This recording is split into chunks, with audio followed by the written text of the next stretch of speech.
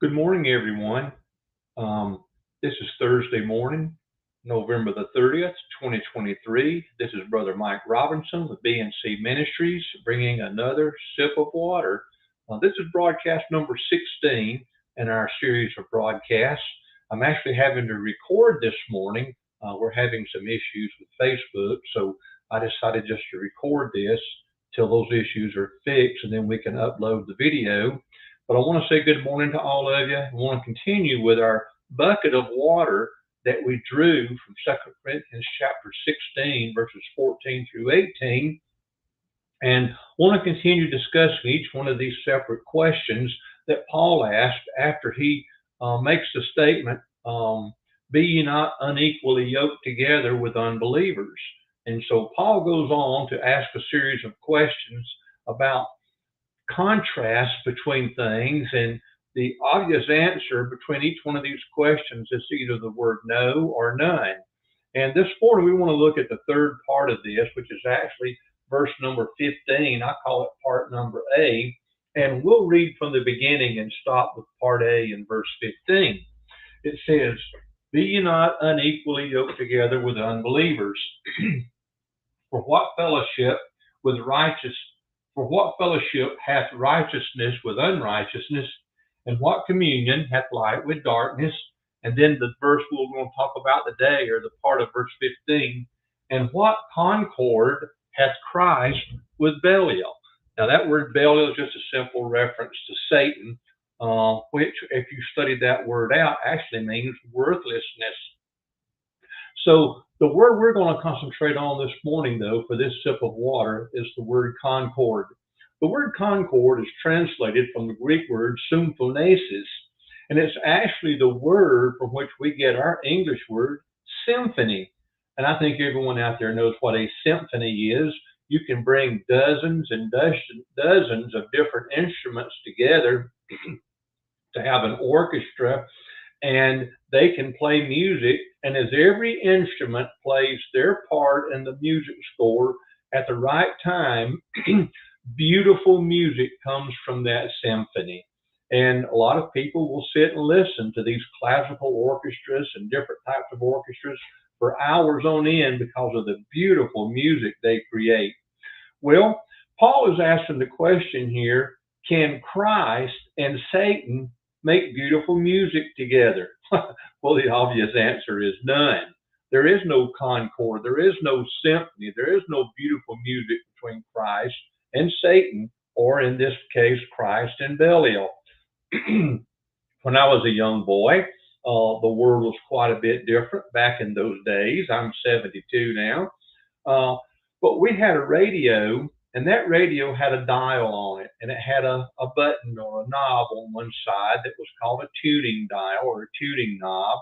And there was a faceplate that had some numbers across it with some little indicators, little hash marks. And you had two different types of indicators on there. One was for the FM stations and one was for the AM stations.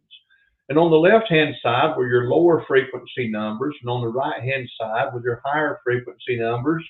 And if we turned on the radio, we would have to take that knob and tune a little pointer, move a little pointer across the face of that dial until we got it in line with a frequency of a radio station that was broadcasting in our area.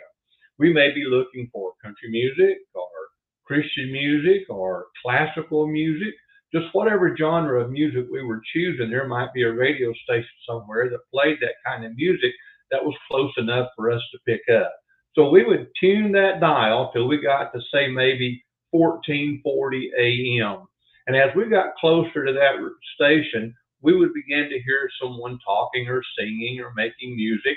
And we would tune that dial out and back until we got it perfectly to where we got the clearest sound possible. Now, some of you younger people out there might not remember the days of a dial-type radio. Everything today is push button.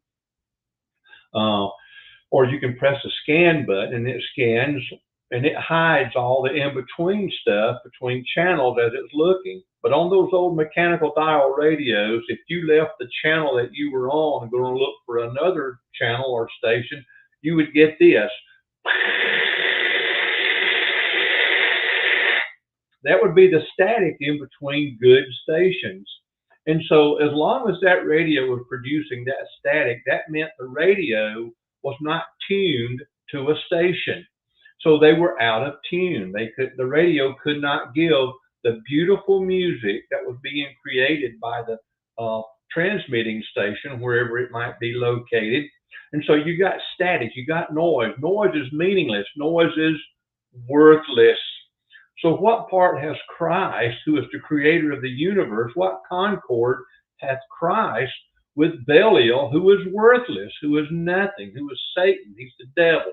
He's no good. He's worthless. And so Paul tells us when he makes that statement, be ye not unequally yoked together with unbelievers, he asks this comparative or contrasting statement, what beautiful music can Christ and Satan make together? And we need to apply that to our hearts and to our lives. How can we as Christians make beautiful music with that which is against Christ? How can we make beautiful music with that which is contrary to Christ? How can we make beautiful music with that which is demeaning to Christ?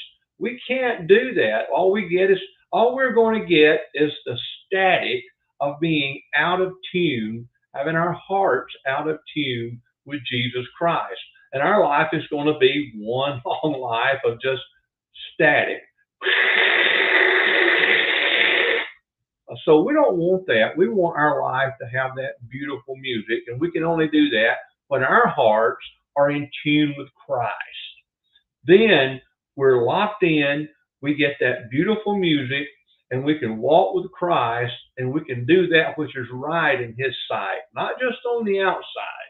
It's not the outside that counts. It's the inside. God told Samuel when he looked at David, don't look at David on the outside. Don't look at his older brother on the outside. I'm not looking for how a man is built physically. I'm looking for something special, something in the heart. And so he chose David to be king because he was a man after his own heart. So Christ doesn't want us to be in tune with Him just on the outside. He wants us to be in tune with Him on the inside. I hope you've enjoyed this little sip of water that we've taken from the bucket that we drew a couple of weeks ago. And I hope you can use it in your life today to maybe ask your own self that question. Is my life playing the beautiful music of a heart that's in touch and in tune with Jesus Christ? Or is my heart just filled with static, and is my life just static to everyone else? Thank you. I pray you'll have a safe day today. I ask that God to watch over you, keep you safe no matter what you're doing. Pray that you'll be able to get a blessing from a sip of water, and you'll understand what I meant by the title, Fix That Radio. When I was a kid, our radios had vacuum tubes, and after they got warmed up, they'd drift off station.